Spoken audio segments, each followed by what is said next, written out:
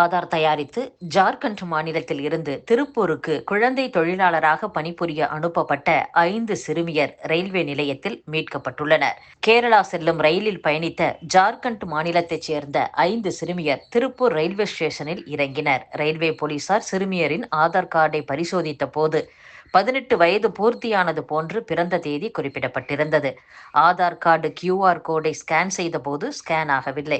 இது குறித்து ரயில்வே போலீசாரின் தகவல் படி மாவட்ட குழந்தைகள் பாதுகாப்பு அலுவலர்கள் 5 சிறுமியரிடம் விசாரணை நடத்தினர்.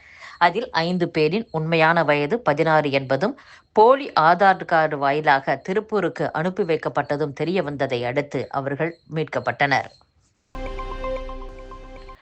கோவை அருகே கடந்த சில நாட்களாக ஆடுகளை வேட்டையாடி மக்களை அச்சுறுத்தி வந்த சிறுத்தை வனத்துறையினரின் வலையில் சிக்கியுள்ளது. அந்த சிறுத்தை அட்டகாசம் செய்து வந்ததும் மக்கள் மற்றும் விவசாயிகள் வேதனையில் இருந்ததாகவும் கூறப்படுகிறது. இந்நிலையில் இன்று அதிகாலை ஆடுகளை வேட்டையாடி மக்களை அச்சுறுத்தி வந்த சிறுத்தை வனத்துறையினரின் வலையில் சிக்கியது. பூச்சியூர் பழைய கட்டடத்தில் பதுங்கியிருந்த சிறுத்தையை பிடிக்க முயன்ற போது அந்த சிறுத்தை தாக்கியதில் 2 ஊழியர்கள் காயமடைந்தனர். ஆனால் வனத்துறையினர் தீவிர முயற்சி எடுத்து சிறுத்தைக்கு மயக்க ஊசி செலுத்தினர். பின்னர் வலையில் சிறுத்தையை பிடித்து கொண்டு சென்றனர். இஃப்தார் நோன்பு நிகழ்ச்சியை சீர்குலைத்த நடிகர் விஜய் மீது சட்ட ரீதியாக நடவடிக்கை எடுக்க வேண்டும் என்று போலீசில் புகார் அளிக்கப்பட்டுள்ளது. போலீஸ் கமிஷனர் அலுவலகத்தில் தமிழ்நாடு சுன்னத் ஜமாத் அமைப்பின் மாநில பொருளாளர் செய்யது கவுஸ் அளித்துள்ள புகாரில் கடந்த 7ஆம் தேதி சென்னை ராயப்பேட்டை YMCA திடலில் நடந்த இஃப்தார் நோன்பு திறக்கும் நிகழ்ச்சியில் நடிகரும் தமிழக வெற்றிக் கழக தலைவருமான விஜய் பங்கேற்றார். அப்போது கொஞ்சமும் மனிதத்தன்மையே இல்லாமல் நோன்பு வைத்திருக்கும் இஸ்லாமியர்கள் மீது பாதுகாவலர்கள் தாக்கியுள்ளனர். இஃப்தார் நோன்பு திறக்கும் நிகழ்ச்சி என்பது மிகவும் கண்ணியமானது. இந்நிகழ்ச்சியை மாநாடு பொதுக்கூட்டங்கள் போல நடத்தக்கூடாது.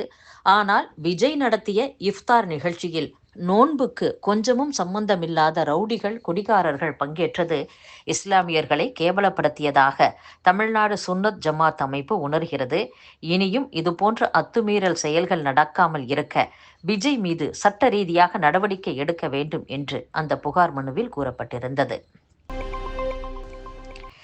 டெல்லியில் மத்திய நிதியமைச்சர் நிர்மலா சீதாராமனை விடுதலை சிறுத்தைகள் கட்சியின் தலைவரும் எம்பியுமான திருமாவளவன் மற்றும் MP ரவிக்குமார் ஆகியோர் சந்தித்தனர். அப்போது அவர்கள் மனு ஒன்றையும் கொடுத்தனர். அதில் மத்திய அரசின் 16வது நிதிக்குழு மாநிலங்களில் வரி பகிர்வை குறைக்க பரிந்துரைத்துள்ளதாகவும் அதன்படி மாநிலங்களுக்கான நிதி பகிர்வை 41% இருந்து 40% குறைக்கப் போவதாகவும் தகவல் வெளியாகியுள்ளது.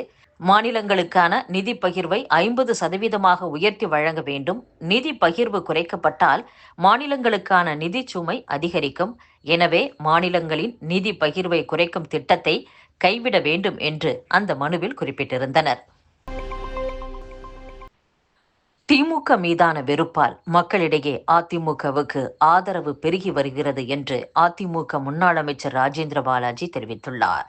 அத்துடன் மொழியை திணிக்க மத்திய அரசு முயன்றால் தமிழகத்தில் புதிய பிரச்சனை ஏற்படும். இருமொழி கொள்கையைத்தான் பின்பற்ற வேண்டும் என அதிமுகவும் சொல்கிறது. வேறு மொழிகளை யாரும் படிக்க விரும்பினால் படிக்கலாம், தவறில்லை. தமிழகத்தில் MP தொகுதிகளின் எண்ணிக்கையை குறைத்தால் அதை அதிமுக எதிர்க்கும். தமிழகத்திற்கு கொடுக்க வேண்டிய நிதியை தங்கு தடையில்லாமல் மத்திய அரசு கொடுக்க வேண்டும். எதற்காகவும் மக்கள் சிரமப்படும் காரியங்களை செய்யக்கூடாது. திமுக மீதான வெறுப்பால் மக்கள் அதிமுகவுக்கு வெளிப்படையாக ஆதரவு தெரிவித்து வருகின்றனர்.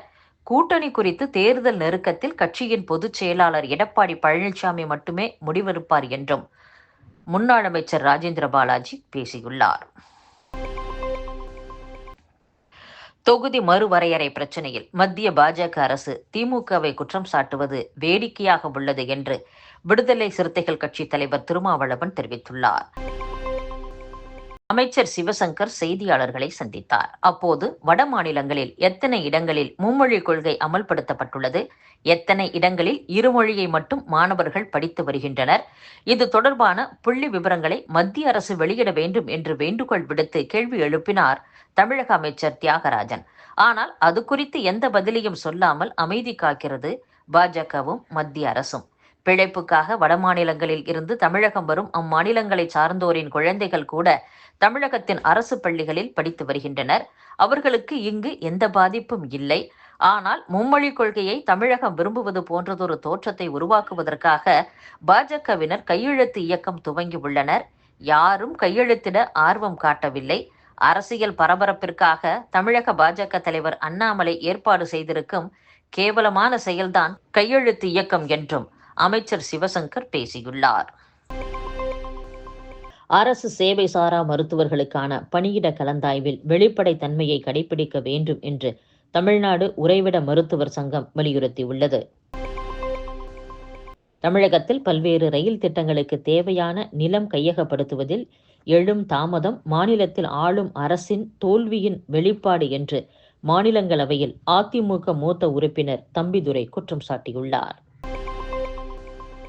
புனேவில் இருந்து கன்னியாகுமரிக்கு ரயிலில் கடத்தி வரப்பட்ட 12 கிலோ கஞ்சாவை போலீசார் பறிமுதல் செய்து தீவிர விசாரணை மேற்கொண்டு வருகின்றனர்.